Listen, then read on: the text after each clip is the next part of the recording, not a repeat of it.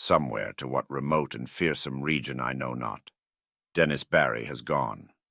I was with him the last night he lived among men, and heard his screams when the thing came to him. But all the peasants and police in County Meath could never find him, or the others, though they searched long and far. And now I shudder when I hear the frogs piping in swamps, or see the moon in lonely places. I had known Dennis Barry well in America, where he had grown rich, and had congratulated him when he bought back the old castle by the bog at sleepy Kildare. It was from Kildare that his father had come, and it was there that he wished to enjoy his wealth among ancestral scenes. Men of his blood had once ruled over Kildare and built and dwelt in the castle, but those days were very remote, so that for generations the castle had been empty and decaying. After he went to Ireland, Barry wrote me often and told me how under his care the grey castle was rising tower by tower to its ancient splendor, how the ivy was climbing slowly over the restored walls, as it had climbed so many centuries ago, and how the peasants blessed him for bringing back the old days with his gold from over the sea. But in time there came troubles, and the peasants ceased to bless him, and fled away instead as from a doom. And then he sent a letter and asked me to visit him, for he was lonely in the castle with no one to speak to, save the new servants and labourers he had brought from the north. The bog was the cause of all these troubles, as Barry told me the night I came to the castle. I had reached Kildare in the summer sunset, as the gold of the sky lighted the green of the hills and groves and the blue of the bog, where on a far islet a strange olden ruin glistened spectrally. That sunset was very beautiful, but the peasants at Ballyloe had warned me against it and said that Kildare had become accursed, so that I almost shuddered to see the high turrets of the castle gilded with fire. Barry's motor had met me at the Ballylough station, for Kildare is off the railway. The villagers had shunned the car and the driver from the north, but had whispered to me with pale faces when they saw I was going to Kildare. And that night, after our reunion, Barry told me why. The peasants had gone from Kildare because Dennis Barry was to drain the great bog. For all his love of Ireland, America had not left him untouched, and he hated the beautiful wasted space where peat might be cut and land opened up. The legends and superstitions of Kildare did not move him, and he laughed when the peasants first refused to help, and then cursed him and went away to Ballylough with their few belongings as they saw his determination. In their place he sent for labourers from the north, and when the servants left he replaced them likewise. But it was lonely among strangers, so Barry had asked me to come. When I heard the fears which had driven the people from Kildare, I laughed as loudly as my friend had laughed, for these fears were of the vaguest, wildest, and most absurd character. They had to do with some preposterous legend of the bog, and of a grim guardian spirit that dwelt in the strange, olden ruin on the far islet I had seen in the sunset. There were tales of dancing lights in the dark of the moon, and of chill winds when the night was warm, of wraiths in white hovering over the waters, and of an imagined city of stone deep down below the swampy surface. But foremost among the weird fancies, and alone in its absolute unanimity, was that of the curse awaiting him who should dare to touch or drain the vast reddish morass. There were secrets, said the peasants, which must not be uncovered. Secrets that had lain hidden since the plague came to the children of Partholan and the fabulous years beyond history. In the Book of Invaders it is told that these sons of the Greeks were all buried at Talat. But old men in Kildare said that one city was overlooked save by its patron moon goddess, so that only the wooded hills buried it when the men of Nemed swept down from Scythia in their 30 ships. Such were the idle tales which had made the villagers leave Kildare, and when I heard them I did not wonder that Dennis Barry had refused to listen. He had, however, a great interest in antiquities, and proposed to explore the bog thoroughly when it was drained. The white ruins on the islet he had often visited, but though their age was plainly great, and their contour very little like that of most ruins in Ireland, they were too dilapidated to tell the days of their glory. Now the work of drainage was ready to begin, and the labourers from the north were soon to strip the forbidden bog of its green moss and red heather, and kill the tiny shell-paved streamlets and quiet blue pools fringed with rushes. After Barry had told me these things, I was very drowsy, for the travels of the day had been wearying, and my host had talked late into the night. A manservant showed me to my room, which was in a remote tower overlooking the village and the plain at the edge of the bog and the bog itself, so that I could see from my windows in the moonlight the silent roofs from which the peasants had fled, and which now sheltered the laborers from the north, and, too, the parish church with its antique spire, and far out across the brooding bog the remote olden ruin on the islet gleaming white and spectral.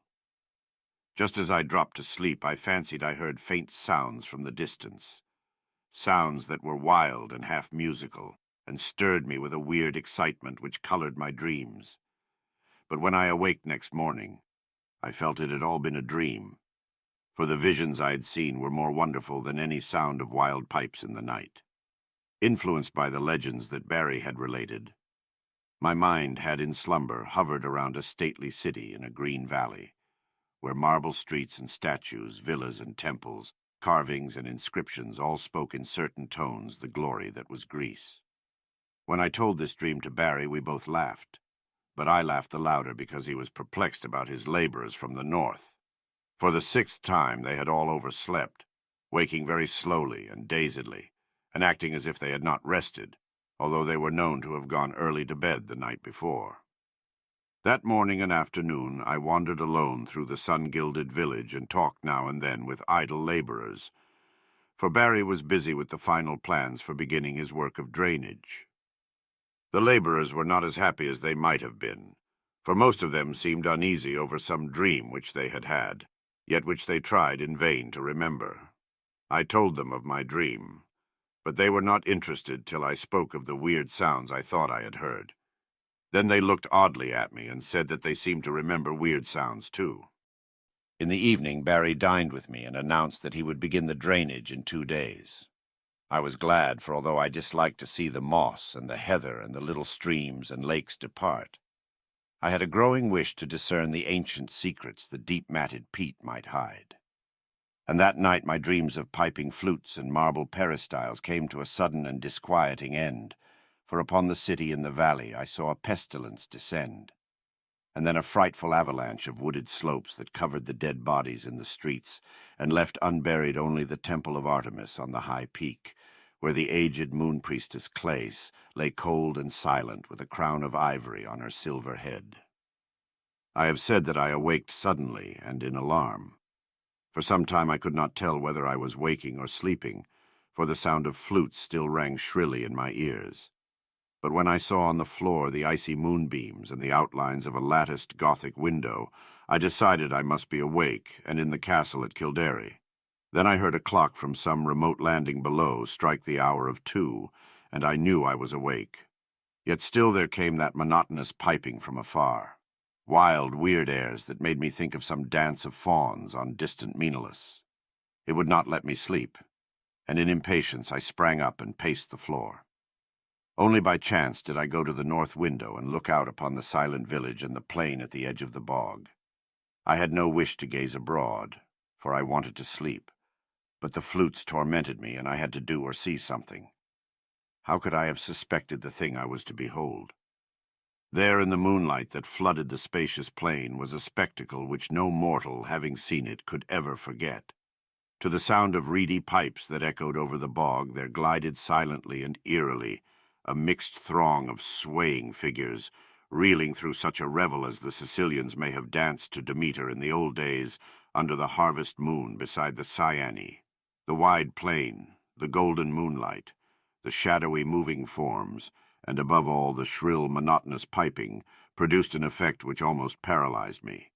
Yet I noted amidst my fear that half of these tireless mechanical dancers were the laborers whom I had thought asleep, whilst the other half were strange, airy beings in white, half indeterminate in nature, but suggesting pale, wistful naiads from the haunted fountains of the bog. I do not know how long I gazed at this sight from the lonely turret window before I dropped suddenly in a dreamless swoon, out of which the high sun of morning aroused me. My first impulse on awaking was to communicate all my fears and observations to Denise Barry, but as I saw the sunlight glowing through the latticed east window, I became sure that there was no reality in what I thought I had seen. I am given to strange phantasms, yet am never weak enough to believe in them. So on this occasion contented myself with questioning the laborers, who slept very late and recalled nothing of the previous night save misty dreams of shrill sounds. This matter of the spectral piping harassed me greatly, and I wondered if the crickets of autumn had come before their time to vex the night and haunt the visions of men. Later in the day I watched Barry in the library, poring over his plans for the great work which was to begin on the morrow, and for the first time felt a touch of the same kind of fear that had driven the peasants away. For some unknown reason I dreaded the thought of disturbing the ancient bog and its sunless secrets, and pictured terrible sights lying black under the unmeasured depth of age-old peat. That these secrets should be brought to light seemed injudicious, and I began to wish for an excuse to leave the castle and the village. I went so far as to talk casually to Barry on the subject, but did not dare continue after he gave his resounding laugh. So I was silent when the sun set fulgently over the far hills, and Kildare blazed all red and gold in a flame that seemed a portent. Whether the events of that night were of reality or illusion I shall never ascertain. Certainly they transcend anything we dream of in nature and the universe. Yet in no normal fashion can I explain those disappearances which were known to all men after it was over. I retired early and full of dread, and for a long time could not sleep in the uncanny silence of the tower. It was very dark, for although the sky was clear, the moon was now well in the wane, and would not rise till the small hours. I thought as I lay there of Denise Barry, and of what would befall that bog when the day came, and found myself almost frantic with an impulse to rush out into the night, take Barry's car, and drive madly to Ballylough out of the menaced lands. But before my fears could crystallize into action, I had fallen asleep, and gazed in dreams upon the city in the valley, cold and dead under a shroud of hideous shadow. Probably it was the shrill piping that awaked me. Yet that piping was not what I noticed first when I opened my eyes. I was lying with my back to the east window overlooking the bog, where the waning moon would rise, and therefore expected to see light cast on the opposite wall before me. But I had not looked for such a sight as now appeared. Light indeed glowed on the panels ahead, but it was not any light that the moon gives. Terrible and piercing was the shaft of ruddy refulgence that streamed through the Gothic window, and the whole chamber was brilliant with a splendor intense and unearthly. My immediate actions were peculiar for such a situation, but it is only in tales that a man does the dramatic and foreseen thing. Instead of looking out across the bog toward the source of the new light, I kept my eyes from the window in panic fear, and clumsily drew on my clothing with some dazed idea of escape. I remember seizing my revolver and hat, but before it was over, I had lost them both without firing the one or donning the other. After a time, the fascination of the red radiance overcame my fright, and I crept to the east window and looked out whilst the maddening, incessant piping whined and reverberated through the castle and over all the village. Over the bog was a deluge of flaring light, scarlet and sinister, and pouring from the strange olden ruin on the far islet. The aspect of that ruin I cannot describe. I must have been mad, for it seemed to rise majestic and undecayed, splendid and column-cinctured, the flame-reflecting marble of its entablature piercing the sky like the apex of a temple on a mountain-top. Flutes shrieked and drums began to beat, and as I watched in awe and terror, I thought I saw dark, saltant forms silhouetted grotesquely against the vision of marble and effulgence. The effect was titanic, altogether unthinkable, and I might have stared indefinitely had not the sound of the piping seemed to grow stronger at my left. Trembling with a terror oddly mixed with ecstasy, I crossed the circular room to the north window from which I could see the village and the plain at the edge of the bog. There my eyes dilated again with a wild wonder, as great as if I had not just turned from a scene beyond the pale of nature. For on the ghastly red-litten plain was moving a procession of beings in such a manner as none ever saw before, save in nightmares. Half gliding, half floating in the air, the white-clad bog-wraiths were slowly retreating toward the still waters, and the island ruin in fantastic formations suggesting some ancient and solemn ceremonial dance. Their waving, translucent arms, guided by the detestable piping of those unseen flutes, beckoned in uncanny rhythm to a throng of lurching laborers who followed dog-like with blind, brainless, floundering steps, as if dragged by a clumsy but resistless demon will. As the naiads neared the bog, without altering their course, a new line of stumbling stragglers zigzagged drunkenly out of the castle from some door far below my window, groped sightlessly across the courtyard and through the intervening bit of village, and joined the floundering column of laborers on the plain. Despite their distance below me, I at once knew they were the servants brought from the north, for I recognized the ugly and unwieldy form of the cook, whose very absurdness had now become unutterably tragic. The flutes piped horribly, and again I heard the beating of the drums from the direction of the island ruin. Then silently and gracefully the naiads reached the water and melted one by one into the ancient bog, while the line of followers, never checking their speed, splashed awkwardly after them and vanished amidst a tiny vortex of unwholesome bubbles, which I could barely see in the scarlet light. And as the last pathetic straggler, the fat cook, sank heavily out of sight in that sullen pool, the flutes and the drums grew silent, and the blinding red rays from the ruins snapped instantaneously out, leaving the village of doom lone and desolate in the wan beams of a new-risen moon. My condition was now one of indescribable chaos. Not knowing whether I was mad or sane, sleeping or waking, I was saved only by a merciful numbness.